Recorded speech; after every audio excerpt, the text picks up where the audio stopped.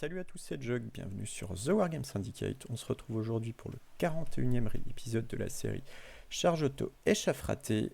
Donc on est ronde 2 de l'ETC 2026. On vient de s'incliner 70 à 90 contre les Italiens. Donc on a perdu, mais du coup on chope un adversaire un petit peu plus prenable qui va être donc la Suède sur School of Harald Redstub et la Diagonale. Donc le plan clairement pour cette ronde c'est d'essayer de caper pour remonter. Au niveau du pairing, on est très content de comment ça sort. On a un autre ogre qui est sur un match estimé à 10 contre leur guerrier du chaos.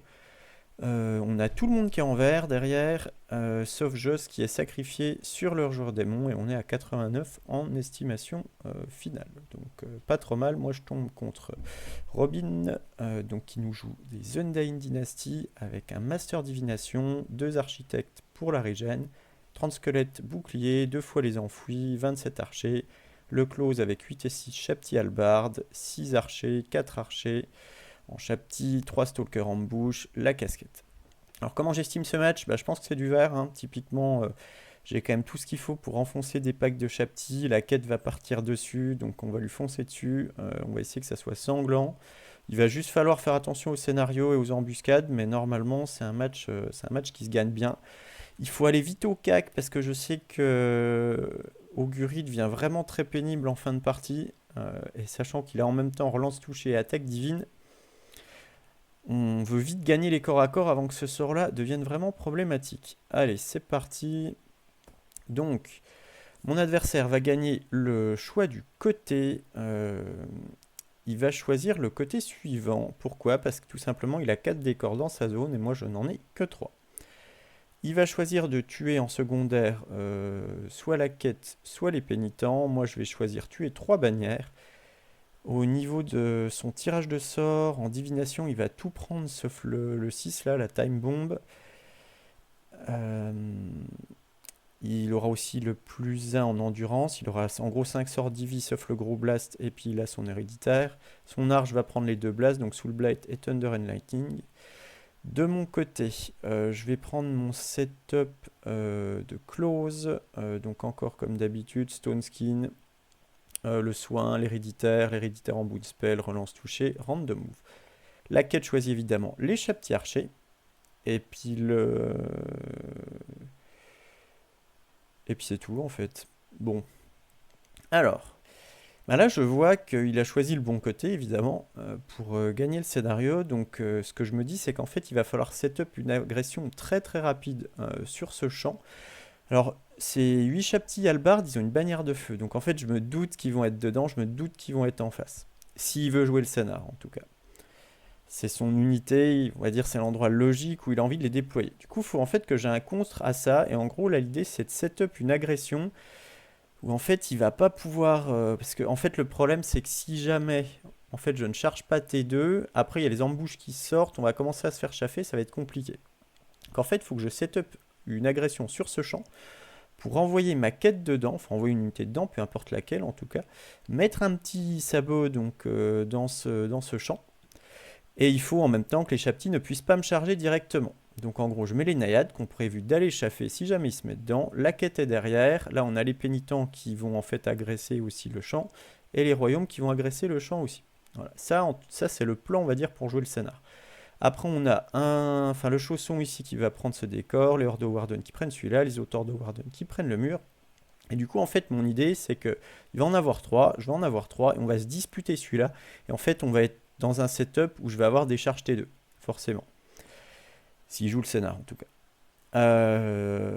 Pour le reste, du coup j'ai choisi de mettre la quête là, parce que la quête j'ai plus envie qu'elle soit flanc fort quand même, et les pénitents un peu plus au milieu, d'où cette idée, on passe à côté de la forêt pour pas faire de DT. Le folk hero pour aller l'embêter, flanc faible et edge pareil, là des fois qu'ils viennent pas ici, je me donne une option d'aller dans cette forêt avec mes royaumes. De son côté, alors, comment il va répondre à ça ? Il va mettre les Shapti Halbard un peu où je les attendais. Je pense qu'il s'attend pas à ce que je lui fonce dessus comme ça. Là, il met les archers, l'arche ici, ses archers chaussons, les 30 boucliers, les 4 Shapti archers et les 6 halbardiers Shapti. Ce qui est assez étonnant, c'est qu'il couvre toutes les infiltrations du folk, sauf le fait que je puisse me mettre juste derrière. Donc ça, j'avoue que je suis assez surpris. Je fais semblant de regarder ailleurs, évidemment, à ce moment-là, quand il regarde toutes ces infiltrations, mais c'est vrai qu'il couvre pas ça, et du coup, j'ai un accès direct à l'arche. Alors, mes avant-gardes. Il fait pas de vanguard défenseur, il est content de son setup, peut-être les chaptis bougent un peu. Moi, je vais tout droit ici pour passer derrière les squelettes et monter un. J'enclenche ce que j'ai prévu au déploiement. Donc, de ce côté-là, ben, on va prendre le flanc. On vient mettre les naïades en direction, les pénitents aussi. En gros, là, ce que je regarde, c'est que les chaptis soient chaffés. Si jamais il m'envoie, celle-là, elle a une charge à 4 dans les naïades. Si jamais il m'envoie la doublette, en fait, je veux pas qu'il y ait d'iré derrière ou de trucs pénibles. Je veux qu'il soit forcément coincé et que je puisse le récupérer. Si jamais il vient là-dedans et qu'il passe pas, bah, je peux lui envoyer double flanc avec potentiellement la quête qui vient de face selon combien il en reste. Et si jamais il irait, bah, c'est pas si grave parce qu'en fait les chaptis ils ont KJ3, donc la quête va quand même taper avant avec AJ4, donc on devrait quand même bien les découper. Donc on a avancé tout droit, on reste en scénar, là on a reculé pour pas se prendre de shoot. Ici on s'est replacé, donc j'ai fait 16 comme ça pour me replacer par ici. Les edges cherchent à aller tirer le jeu vers le côté de ce côté-là, vu que je pousse là, bah en fait si je peux maintenir des unités par ici, c'est quand même cool. Le folk vient menacer l'arche. Et ça va être son T1. Donc là, il voit qu'il est bien en difficulté. Alors les chaptis va rester dans le champ maintenant qu'il est là de toute façon, mais il va pas charger. J'avais pas précisé, mais en magie, je m'étais mis des oraisons. Donc j'ai 4 oraisons. Là, il se replace un petit peu pour mettre des shoots. Il vient par là, il couvre l'infiltration.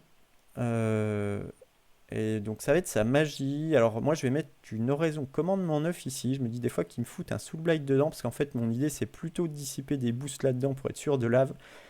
Et vu que j'ai que comme 8, je me dis que ça vaut peut-être le coup quand même de protéger cette quête et pas prendre 4 morts sur un soul blight qui partirait un peu fort. Donc je mets comme 9. Bon lui c'est pas du tout son plan. Son plan c'est de me bourrer 5 des soul blight ici. Il me fait un jet gigantesque. Je crois qu'il lance 4D qui fait 4-6, donc en fait c'est giga dur à dissiper, mais en fait ça me va parce qu'il va perdre son Soul Blight, donc ça veut dire qu'on est débarrassé du Soul Blight. Je garde mes dés pour les buffs ici, et derrière il se prend un -1 endu quelque part, et évidemment ça va être sur les chaptis. Donc, et puis je suis pas sûr de mourir en plus de ça sur le Soul Blight. En moyenne ça fait plutôt 2 PV on va dire. Donc je laisse passer le sort, il me fait 2 PV. Sort suivant, relance touchée là-dessus. Je crois que je rate la dissipe de manière un peu pourrie. Ou alors je dissipe pas parce qu'il fait un jet énorme. Je sais plus. Toujours est-il que je dois dissiper le dernier sort là-dessus. Bon, en tout cas, il y a relance touchée là. C'est tir. Il tente de me finir, il ne me finit pas. Et donc là, c'est mon T2. Il faut donc j'ai trouvé le bon setup pour isoler ces chaptis puis les laver. Donc là on va envoyer donc naïade, quête, pénitent, ça devrait dégager. En fait là selon ce qui se passe, alors je vois que mon folk il a une charge là et puis je vais me retrouver contre une arche qui a des coups fatals. Alors il n'y a que 3 attaques, hein, c'est un peu nul, mais en fait on peut se rater, on peut perdre bêtement ce folk. Et là vu comme la partie est lancée, en fait je pense que je vais vraiment le défoncer. Donc en fait, je préfère ramener le folk juste là en chaff, donc sur les chaptis, pour éviter en fait qu'il y ait des contre-charges, des trucs un peu pénibles. La divination reste forte, hein. Si chapti archer boosté à la divi, c'est quand même pénible. Donc je prends pas cette charge sur l'arche, en plus elle a plus sous le blight, donc elle est plus très très dangereuse. Donc je décide de venir chaffer. Derrière, donc là en fait ce qui va se passer, c'est que j'ai engagé ce corps à corps là, et j'ai pas envie que ma partie d'armée qui pousse en fait se retrouve avec des embouches derrière. Donc en fait les unités qui sont un peu en retrait, leur objectif ça va être de couvrir les embouches. Donc là les naïades j'ai prévu de les refaux pour couvrir cette zone. Ça couvre cette zone, ça couvre cette zone, ça couvre cette zone. Donc en fait mes unités qui push en fait vont pas être menacées.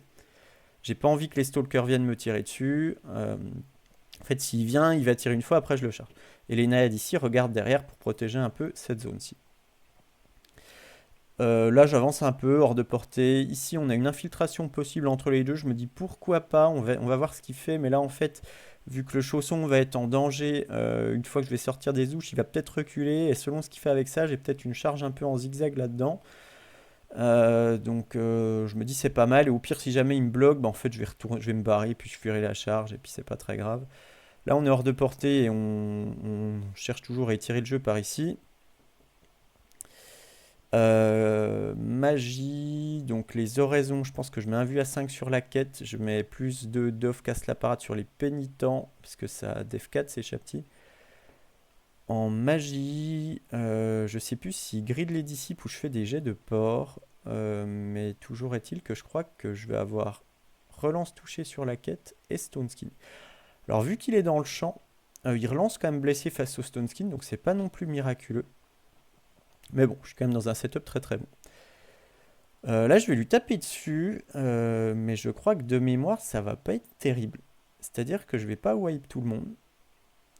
Donc ça, c'est un peu dommage, mais il doit rester un ou deux chaptis, donc c'est pas très très grave. Et au moins, je me dis, bon, je me ferai pas tirer dessus ou quoi. Mais c'est juste que j'aurais pas de... Je pourrais pas trop pivoter et puis charger après, quoi. Je peux pas être dans la config dans laquelle j'ai envie d'être forcément. Donc, son T2. Donc, ouais, voilà, il reste quelques chaptis. Alors, les naïades se sont trouvés désengagés, visiblement. Donc, je les ai retournés par ici pour courir cette zone. Son tour. Son tour, il n'a pas de charge. Il n'y a qu'une seule embouche de squelette qui va sortir, qui va venir en chauffe là-devant. Là, il recule un petit peu. Là, il zone l'infiltration par là. Là, il a chargé évidemment mon Folkiro. Donc, magie. Magie, là je suis un peu surpris sur ce qu'il fait parce qu'il essaye de mettre des boosts là-dedans alors que franchement il est mort 50 000 fois c'est sûr. Donc je laisse un peu passer des boosts là en me disant de toute façon je vais l'éclater et puis derrière en fait je vais avoir des charges. J'avais plus peur de boosts là-dedans qui anticipaient le prochain corps à corps. Au corps à corps, il va m'éclater le fold qui se refaux. Et là, bah, je vais l'éclater. Et je vais pas bouger pour avoir des charges. Et là, en fait, son chausson, il l'a quand même pas très bien placé. Il a pas reculé, je sais pas pourquoi. Les pénitents ont une 3 rapide là-dedans. Et la quête doit être en automne dans les chaptis. Donc là, bon, bah, je vois que c'est l'option. C'est l'option de gagner cette partie. On va dire rapidement. Il y a le master qui est juste là. En plus, je peux aller le toucher avec 3 cavaliers et essayer de le laver. Donc je me fais pas prier, je balance ça, 3 rapides ça rentre, celle-ci elle rentre aussi. Les naïades viennent ici, je me dis, alors ce cac là, il a l'air facile, mais en fait il n'est pas forcément tant que ça. En fait si je roule pas terrible, ça peut durer un peu. J'ai pas la relance blé contre les chaptis archers, donc je ramène les naïades pour venir supporter si jamais ça dérape. Là on veut vraiment fiabiliser ce qu'on fait. Avec les royaumes ici, on couvre les entrées ici, là on couvre les entrées là. Là, on couvre ici. Et là, on a un peu avancé, je sais pas trop. Là, ça bouge pas trop. Là, il m'a coincé, donc je me barre. S'il charge, je fuis. Magie. euh, je pense qu'il dissipe. Là, je dois mettre un vue à 5. Là, je dois rien mettre, peut-être. Je pense que je mets rien. Je crois que je tente relance toucher quelque part. Je sais plus où. Il dissipe. Je tente peut-être un soin ici qui passe et je fais un stone skin sur la quête parce que ce cac peut être un peu chaud. En fait, ce qui peut se passer, si jamais ça se passe moyen ici et que je tue pas le Hierophante, en fait, il fout le boost là et il lave la quête.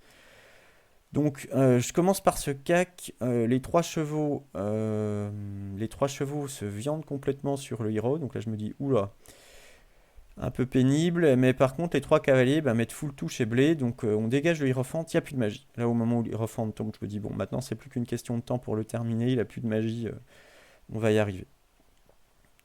Ici je roule vraiment nul, je suis sous Stone Skin, euh, on se fait 4 pef chacun. Je crois que la stat, est-ce que je lui tue un bonhomme? Ce que ok hein, on va dire, hein, de faire 4 pef avec la quête dans de la régène. Et lui, il a quoi? Il a 15 attaques, 3. Ouais, il doit me faire un PEV, il m'en fait 4 quoi. Bon, c'est un peu dur. Heureusement, le Hierophant est mort, donc il n'y a pas le truc que je vous disais tout à l'heure, c'est que si jamais en fait là il full boostait Divi, je me faisais laver ma quête.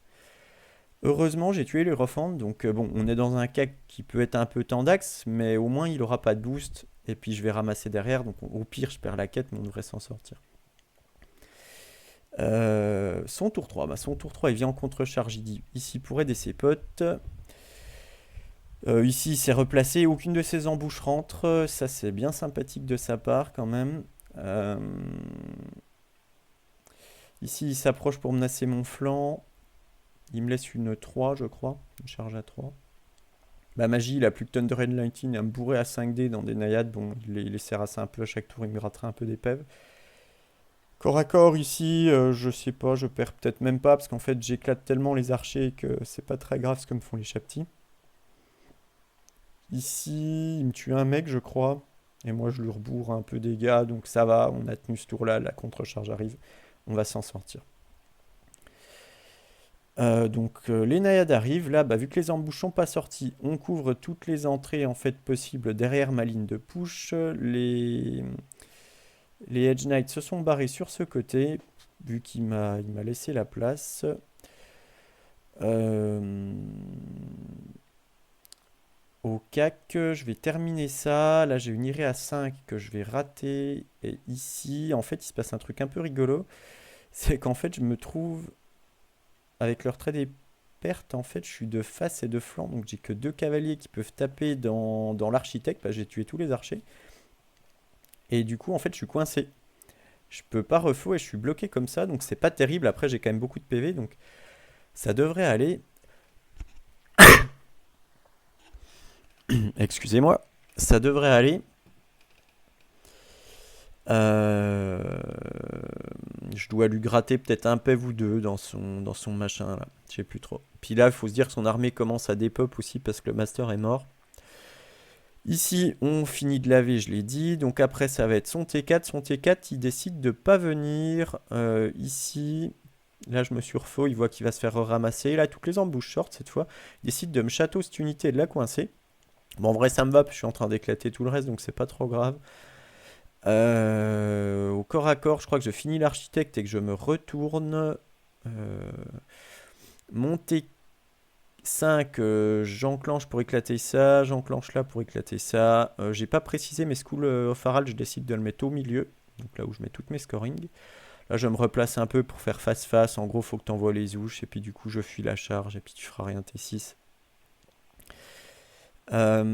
Au cas que je vais éclater ça, peut-être qu'il en reste quelques-uns. Là, je commence à booster, mais bon, c'est quand même très facile. Je pense que je commets quand même une petite erreur sur cette fin de partie. C'est qu'en fait, je booste pas assez les pénitents, c'est son secondaire. En fait, on est dans des cas qui sont gagnants pour moi quand même, mais ça serait dommage de se faire décimer. Donc là, vous voyez, je commence un peu à perdre des pénitents encore. Là, je suis en train de l'éclater. Du coup, c'est un peu dommage de pas plutôt avoir full boost ici. Je pense que c'est une petite erreur. On va voir si ça me coûte le secondaire. Donc là, j'ai fui. Bon, ok, là, ça va. Là, je vais continuer de laver. J'ai lavé l'arche. On arrive à monter 6. Donc, je viens en soutien ici. Il y avait encore cette unité-là que je vais charger pour l'éclater. Et là, bah, en fait, le combat continue. Mais je finirai par péter les chaptis. Il ne me prendra pas les pénitents. Et ça va finir sur un 20-0. Analyse de la partie, bah en fait je pense qu'il a sous-estimé le fait que je pouvais faire ça, isoler ses chaptis. Donc ça je pense c'est une erreur de déploiement quand même de vouloir tenter ce primaire. Parce que je pouvais aller mettre le sabot dans le champ. Et le sabot dans le champ, bah, ça me permettait de ne jamais lâcher le primaire et au pire ça finissait au milieu. Ça je pense c'est dommage pour lui. Et après, bah, en fait pourquoi il a pas reculé son chausson? Parce que même si j'ai pris un avantage là, en fait, tant qu'il a encore sa magie, ses blocs sont quand même, peuvent être quand même pénibles, alors que bon, bah, une fois qu'il n'y a plus de master, il fait plus rien du tout. Voilà, bon, très content de ce résultat. 20-0, ça va pas mal aider toute l'équipe. Au niveau du résultat de la ronde, bah, malheureusement, on voulait caper et on ne fait que 87, donc on va un petit peu regarder. Alors Tom gagne sur son match vert, donc pas mal. Benji, je crois qu'il y a une erreur d'estime. Alors on avait changé l'estime, peut-être qu'il y a des faits de jeu, je ne sais pas exactement. Joss défend bien son match négatif. PE va perdre. Je crois que c'est la fameuse partie des taureaux qui foncent face à toute l'armée. Et puis qui prennent 3 PF sur tous les tirs des nains. Donc du coup ça le met quand même en difficulté. Berlioz va se faire raser. Là, il gagne le scénar, hein. Donc il s'est vraiment fait raser. Il perd 3600. Alors je sais pas ce qui s'est passé exactement dans la partie. Je sais pas si c'est normal ou pas, s'il y a des faits de jeu ou si l'estime est peut-être ambitieuse. Aucune idée. Ici, alors Marco sentait pas trop ce match. On lui avait fait mettre à 10 et il n'était pas très à l'aise avec ce match et ça va pas bien se passer. Et du coup, on perd beaucoup là-dessus. Moi, je vais laver et puis Coco va laver. Et du coup, on finit à 80, 87. Donc là, on est un peu déçus. Alors, les Suédois sont très contents de réussir à nous tenir à la fin de la ronde. Et nous, on se dit qu'on commence vraiment à lâcher beaucoup de points pour espérer quelque chose. Donc, on n'est pas très content de cette deuxième ronde, on va dire. Donc on va voir si demain, si le lendemain, on réussit à se relancer. On jouera ronde 3 donc, contre le Danemark. Donc ça, je vous expliquerai tout ça dans une prochaine vidéo. Allez, on se dit à très vite sur la chaîne. Ciao.